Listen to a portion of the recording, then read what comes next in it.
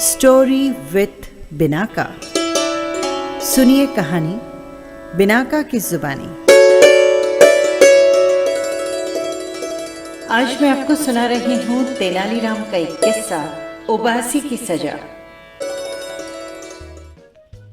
एक दिन की बात है, तेनालीराम को रानी तिरुमला ने संदेश भिजवाया कि वे बड़ी मुश्किल में हैं और उनसे मिलना चाहती हैं।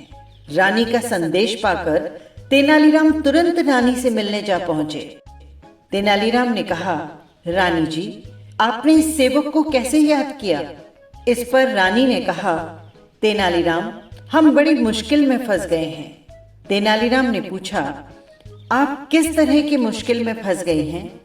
मुझे बताएं, क्या हुआ? तेनालीराम की बात सुनकर रानी की आंखें भर आई। उन्होंने कहा, दरअसल महाराज हमसे बहुत नाराज हैं। तेनालीराम ने पूछा, लेकिन क्यों? आखिर ऐसा क्या हुआ? रानी ने बताया, एक दिन महाराज हमें एक नाटक पढ़कर सुना रहे थे और तभी अचानक हमें उबासी आ गई। इसी बात पर महाराज हमसे नाराज होकर चले गए।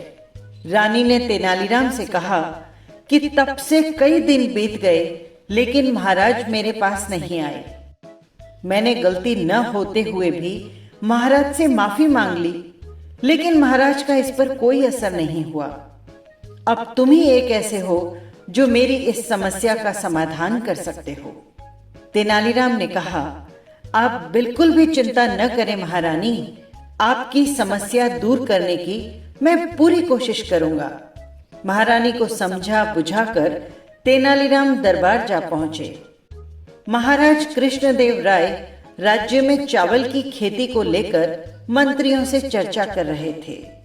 महाराज मंत्रियों से कह रहे थे, हमारे लिए राज्य में चावल की उपज बढ़ाना बहुत आवश्यक है। हमने बहुत प्रयास किए, हमारी कोशिशों से स्थिति में सुधार तो हुआ, लेकिन समस्या पूरी तरह खत्म नहीं हुई।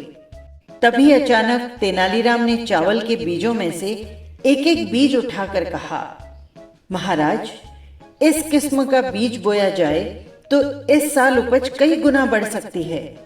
महाराज ने पूछा, क्या ये बीज इसी खाद के जरिए उपजाया जा सकता है?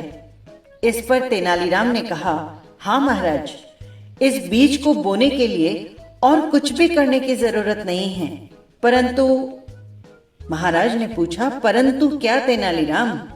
तेनालीराम ने जवाब दिया, शर्त यह है कि इस बीज को बोने, सींचने और काटने वाला व्यक्ति ऐसा होना चाहिए जिसे जीवन में कभी उबासी न आई हो और न फसल पकने तक उसे उबासी आए। ये बात सुनकर महाराज ने भड़कते हुए कहा, तेनालीराम, तुम्हारे जैसा मूर्ख व्यक्ति मैंने आज तक नहीं देखा। महाराज ने बिगड़ते हुए कहा, क्या संसार में ऐसा कोई भी व्यक्ति होगा जिसे उबासी न आई हो?